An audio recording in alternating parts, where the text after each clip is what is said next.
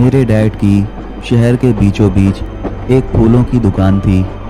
हमारा ये काम बहुत पुराना है। मेरे दादाजी भी यही किया करते थे।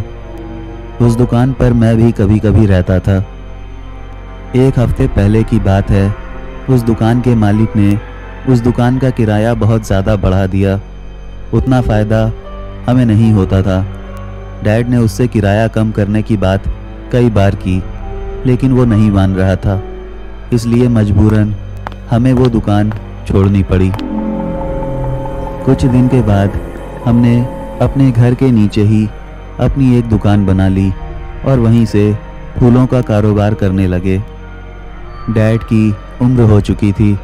उनकी तबीयत ज़्यादातर खराब रहती थी, जिस वजह से दुकान पर अक्सर मैं ही बैठता था।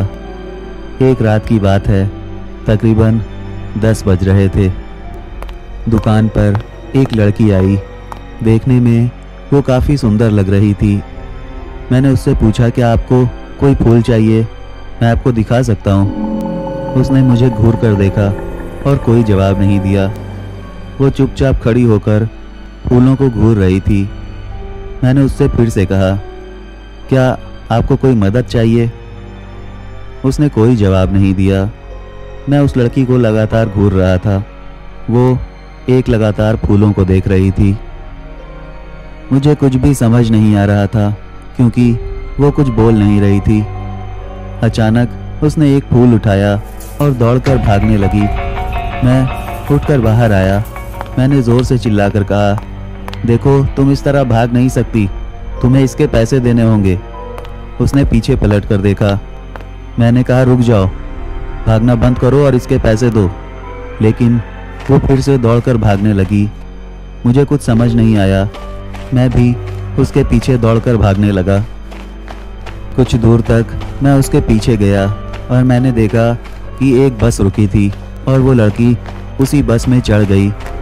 मैं भी दौड़कर उस बस में चढ़ गया और पीछे जाकर बैठ गया। मैं देखना चाहता था कि आखिर वो क्या कर रही है। कुछ देर के बाद उस लड़की ने पलटकर पीछे देखा। मैं चुपचाप बैठा हुआ था। उसने मुझे घूर कर देखा पर कुछ नहीं कहा। मैं अपनी जगह पर वैसे ही बैठा हुआ था, क्योंकि मुझे देखना था कि आखिर वो कहाँ जा रही है। थोड़ी देर के बाद बस का कंडक्टर उस लड़की के पास गया और उसने कहा, टिकट के पैसे दो, तुम्हें कहाँ जाना है? उस लड़की ने कोई जवाब नहीं दिया। वो बार बार कहने लगा, क्या तुम्हारे पास पैसे नहीं हैं? अगर पैसे नहीं हैं तो बस पर क्यों चढ़ी? तुम्हें पैसे देने होंगे। मुझसे ये सब देखा नहीं गया। मैं उठकर उस कंडक्टर के पास गया। मैंने कहा, इस लड़की के पैसे मैं दे दूँगा, इसे जाने दो, ये जहाँ भी उतरेगी मैं उसके पैसे दे दूँगा। उसने कहा, ठीक है, कोई बात नहीं है। मैं पीछे जाकर बैठ गया।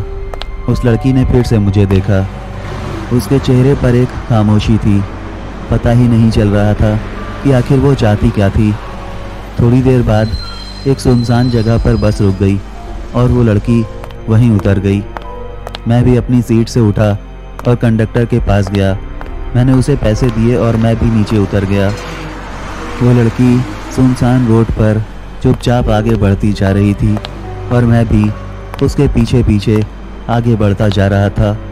थोड़ी देर के बाद वो जंगल की तरफ मुड़ गई और आगे बढ़ने लगी। मुझे थोड़ा अजीब लग रहा था और डर भी लग रहा था।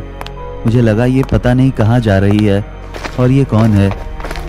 फिर भी मैं उसके पीछे पीछे आगे बढ़ता जा रहा था। कुछ दूर जाने के बाद एक कब्रिस्तान आया और वो लड़की उस कब्रिस्तान के अंदर चली गई। मैं डर गया था, लेकिन मैं उस लड़की का राज जानना चाहता था। इसलिए मैं भी उस कब्रिस्तान के अंदर गया और मैंने देखा कि वो लड़की एक कब्र के पास गई और उस पर वो फूल रख दिए और रोने लगी। मैं दूर खड़ा होकर ये सब कुछ देख रहा था। कुछ देर के बाद वो लड़की उस कब्र पर लेट गई और उस कब्र में समा गई। ये देखकर मैं हैरान रह गया था। मैं उस कब्र के पास गया और वहाँ पर लिखा था ज़ैनब। वो कब्र उसी लड़की की थी। शायद उसकी कब्र पर कोई फूल रखने नहीं आता था। और ना ही कोई रोने आता था। शायद इसी वजह से उसकी आत्मा ने खुद ही अपनी कब्र पर एक फूल रखकर आंसू बहा लिए। ये बात बहुत अजीब थी। उस रात मैं वहाँ से लौट गया, लेकिन कई दिनों तक मैं इस नज़ारे को भूल नहीं पाया।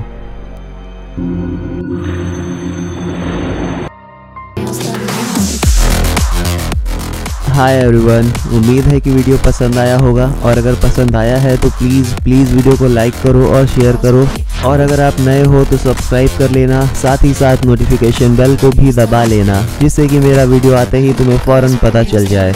इसके अलावा तुम सब मुझे फॉलो कर सकते हो मेरे इंस्टाग्राम अकाउंट पर, सारे लिंक डिस्क्रिप्शन में दिए हुए हैं। तो अब मुलाकात होगी अगली कहानी में, तब तक के लिए बाय।